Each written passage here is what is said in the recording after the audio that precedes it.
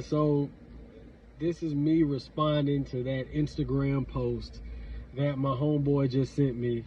I'm taking a break from social media right now, so he sent me that post, so I had to respond to it. It's basically a woman on Instagram calling Michael B. Jordan a lame, calling him a cornball, basically. Listen, I told you guys, if you compare the black community, black women, to all the other races of women, the black women give their men the hardest time, period. Here it is, a man who's a trained boxer. This man is a trained boxer, 6 foot tall. And I don't know if some of you would know anything about being a boxer or being an MMA fighter. That immediately puts you in the top, like 95% of your weight. Like, you basically can beat up everybody that's in your weight class or beneath you. Like you're like 90% gonna whoop everybody in your weight class and beneath you. So he's 6 foot tall. That means everybody that's not a boxer, he'll beat the brakes off of them if they're smaller than him or his height. But I told you guys, in the other communities, white communities, you can be a military guy, you can be a fighter, MMA. They love that. That's like, because they've been taught what a real man is.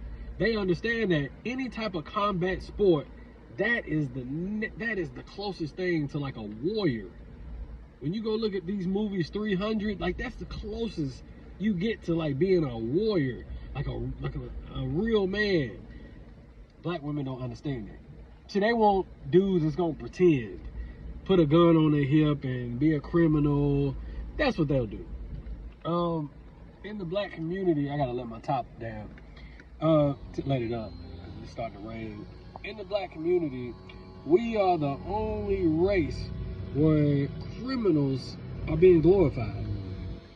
In the black community, if you go look at other communities, you can be a farmer, you can be a military guy, you can be a combat athlete, you can be a roofer, you can be, a guy who works on cars, getting dirty, and that's considered a guy with, you can be a bartender with tattoos, and that is considered a guy with edge. That's considered like the bad boy. In the black community, we are the only race where our women need to attach crime to qualify as a bad boy. We're the only race. You'd be surprised, man. In my late teens, I was a rapper, and I would be with some of my guys 10, 15 deep, and I would get so many women just off of the fact that I was around my homeboys, grills, tattoos, chains, street niggas. Like, I would get so many women, and they would be ready, no problems. But I remember like 2 or 3 women, as soon as they started to get to know me, like the girls that I would still talk to for like a month straight,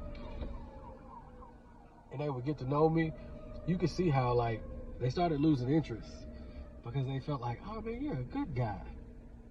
You're a good guy. All because I didn't keep talking about the time I was locked up at 16. I done a half a year at 16. I was a felon at 16. But I left that back there. It's 98% of the women that I've dated don't even know that.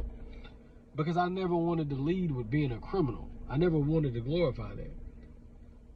But I just had to do this video, man, and respond to this nonsense and show you guys like the difference. I told you guys, in the black community, we're the only race of men that have to deal with this. And it's sad. It's really sad. I mean, you can be a roofer in the Mexican community, Hispanic community, and be looked at as a champ. You can be a military guy. Do y'all know there's white millionaire families that are millionaires, that try to hook their daughters up with military men? because they feel like that's the upper echelon of what a man is, a man of honor. That's how high regard white families look at military men. A guy in combat sports, that's like the ultimate, like, alpha male. Like, do you know how many, all these little street niggas, 99% of the rappers would never do a boxing match because they're cowards. But that's what the black women love. Y'all have